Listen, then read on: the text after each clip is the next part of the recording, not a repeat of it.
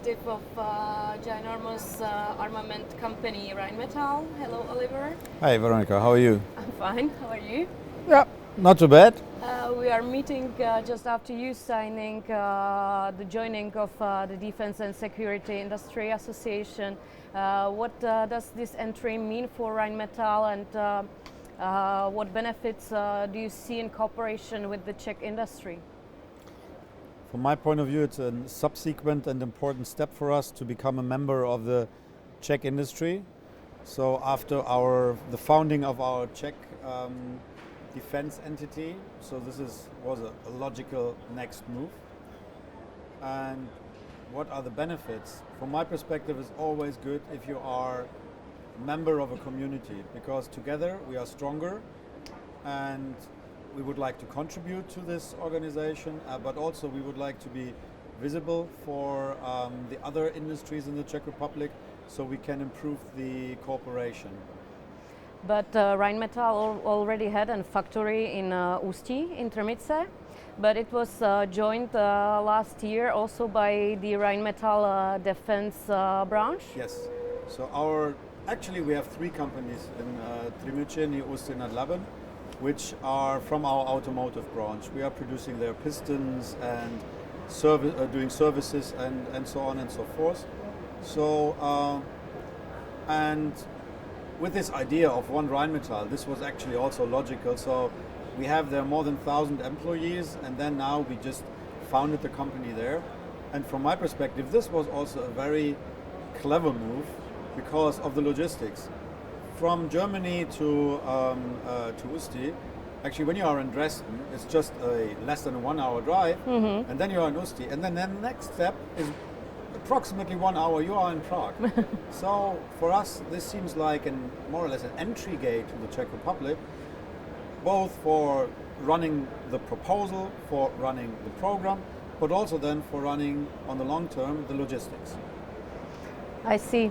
Now you are at IDET in Brno. What other plans is Rheinmetall going to take in this or next year in Czech Republic? What do you prepare? Okay, obviously we are concentrating at the moment on this biggest tender in your country, and therefore we are very, very focused on this.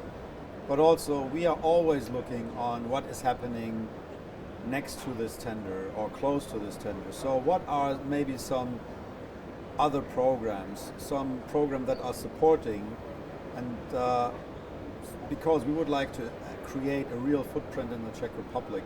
So not only running after one program and then say, oh yeah, everything else is not so important. So for us at the moment everything is important, but therefore we have this big task in front of us for this tender, so we are at the moment really focusing on the tender.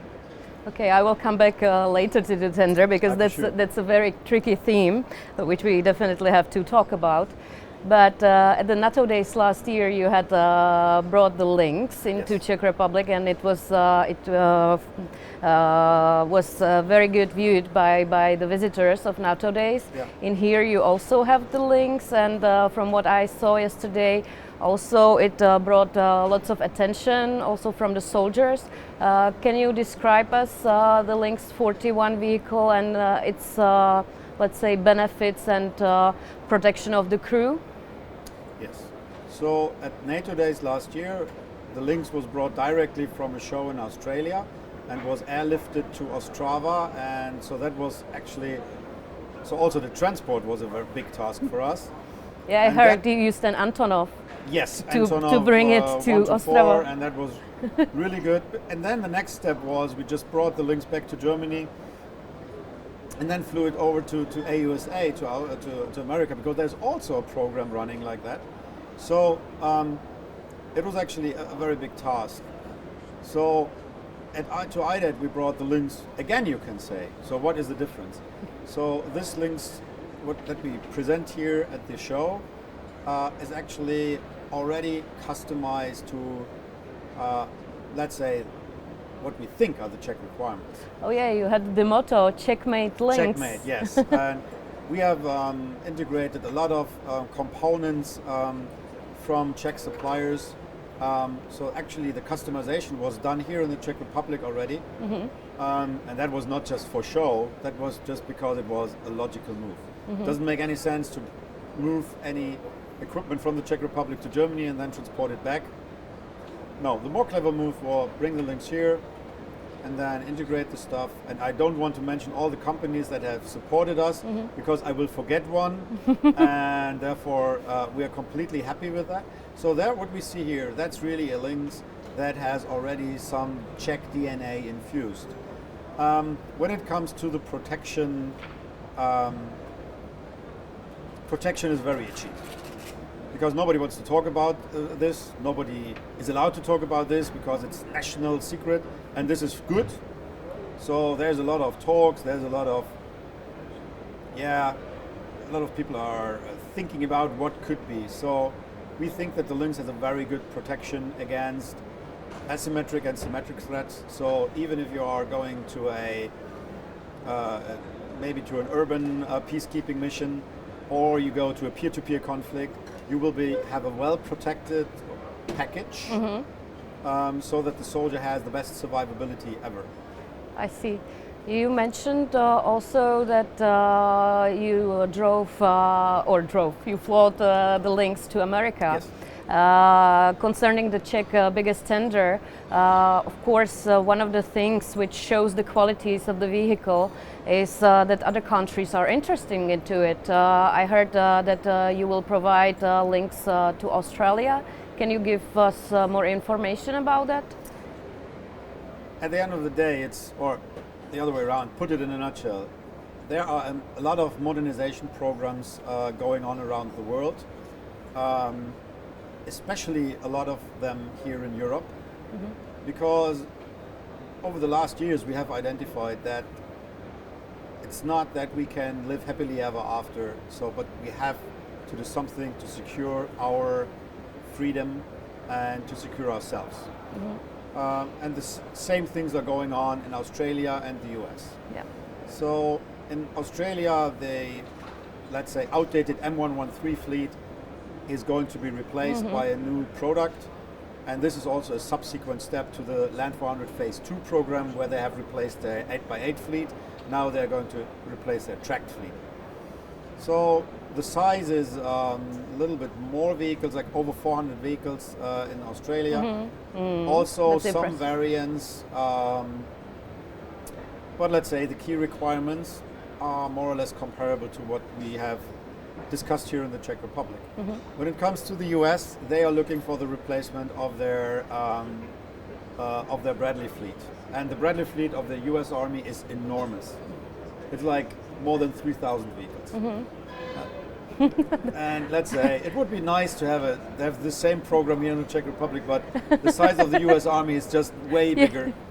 But at the end of the day, if you boil it down, you come to a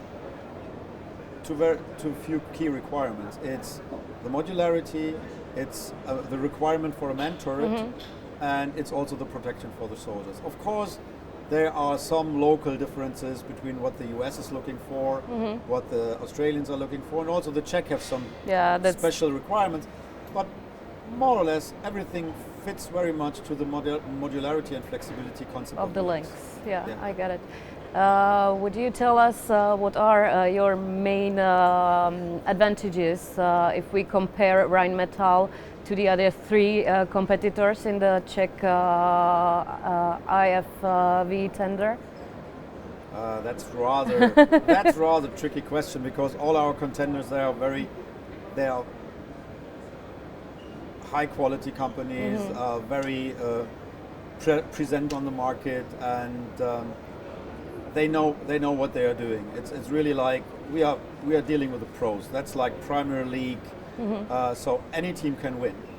So Rheinmetall has, of course, this, from my perspective, opportunity. But please allow me, I'm not objective on this. It's like we can act as a one-stop shop. So we have all the capabilities in-house. That doesn't mean that we have to mandatorily produce them by ourselves, but that we know about the risks, that we know about how to deal with it, so that we can manage such a big program, and that we also are very experienced in localization. Like what we are doing at the moment in Australia, that's definitely outstanding. We are setting up this facility down in Queensland, in Brisbane, and something like that needs to be done also in the Czech Republic. And so therefore I think that is our strength, that we know our customers, we are taking the wishes and requirements of our customers very serious, and that we know about localization. Minister Metnar gave a statement that he would like to sign the contract for the vehicles at the end of the year, latest. How do you value, or are you satisfied with the proceedings of the tender so far? I know you can't tell us much, but Let's say, if he says that he wants to sign it before the end of the year, I'm happy. I'm the happiest man on the planet. one of the conditions of the tender was that at least 40% of the production is supposed to go through Czech industry companies. You already said that Lynx is a Czech-made product, but do you cope with that 40% condition? Yeah, of course. Otherwise, we wouldn't have even, let's say, otherwise maybe our decision might have been different, I would say. So it was from the very beginning when we started to run for this program in 2016, it was clear that there will be a specific amount of local production and local work share required. So, and we were from the very beginning planning with that task. And I don't think it's an issue, it's just a task we need to solve. Localization is important. And also there are so many capable Czech industries, there are so many Czech partners. We had talks yesterday, we will have talks today. I just stepped out of a meeting with a supplier. We were talking actually about localization here. So of course it's a challenge, but every project is a challenge. So for me it absolutely makes sense. The big advantage for us, as I said, with Ústí nad Labem, it's a border town to Germany, so we are very close together. So doing something together between Germany and Czech Republic, let's say from the infrastructure, it's very easy because we have the connection, we have the infrastructure, we can cooperate, we have proven this. So no problem. It's for Rheinmetall. Yeah, no problem is it's a challenge, it's a task, but we know how to deal with it. Yeah, manageable task. One of the other conditions is to have the state-owned company VOP as a system integrator of this industry cooperation or with the Czech companies. A tricky question. Do you see a problem in that? I know you might be in negotiation with this company. There are no problems actually for that. That is challenges. It's a matter of fact. You have to deal with that, and I'm not in a way like complaining about some things. It's a requirement, and we have to fulfill it. Period. Okay. Well, that was my last question. I thank you for this interview, this discussion, and good luck in the tender. Thank you. And enjoy the rest of IDET. Yes, I will. Thanks. Thank you. Thank you, Veronica. Bye. Thanks.